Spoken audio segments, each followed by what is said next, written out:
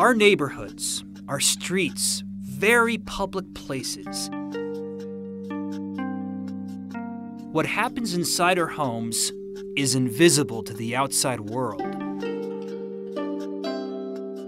A house can be our refuge and hold our darkest secrets. For Charles Frary, Chuck to his friends and family, his home at the corner of West 50th and Tennyson was perhaps his sanctuary and his prison, then his coffin.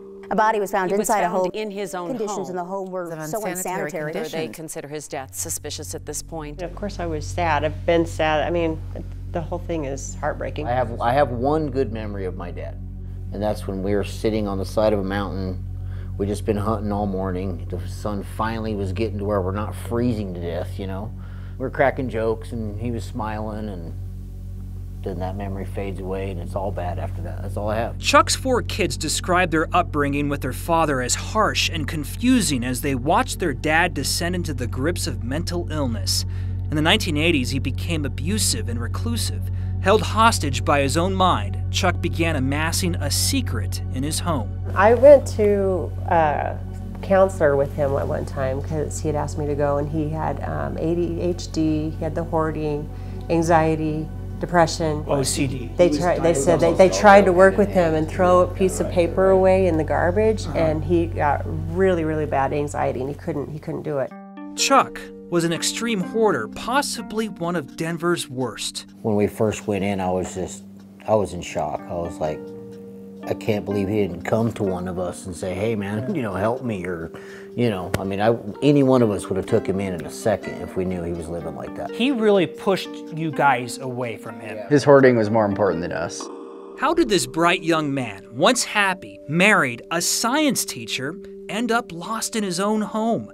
The fact Chuck may have been dead in his home for more than a year before he was finally found is perhaps a testament to the value placed on people like Chuck, an older man with mental illness who became a ghost long before he died, even to his neighbors. He didn't really talk to anybody on the street then. No, not at all.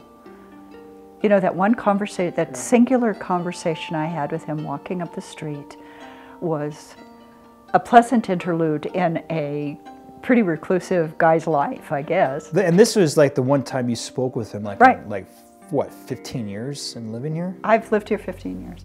This brings us to February of 2017, when a stranger tracked down one of Chuck's kids, warning Chuck may be in danger. He knocked on the door at like 9 o'clock at night, which is weird, but he just said he was a neighbor of my dad's, and they haven't seen him in months, so he thought thought he was missing. I think he told you that he thought he was dead in the house, didn't he?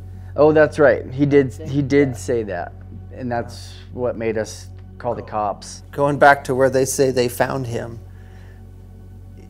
we all stood right there. It's kind of the first spot we went to. We go there and we look, and it's like, well, he's not here, and then we started searching everywhere else. And we were all still convinced, like, well, he's not here, so where is he? Maybe he's got dementia and he's walking the streets, or, you know, maybe he's in a hospital. He wasn't there when we searched. If he was buried, 100% completely buried, which seems hard for me to believe that there would have been no evidence. Over the next year, dispatch records tell us Denver police visited Chuck's home 6 times, never seen any signs of life or death. There's just been so many weird things with this whole case. Why did it take so long to find him?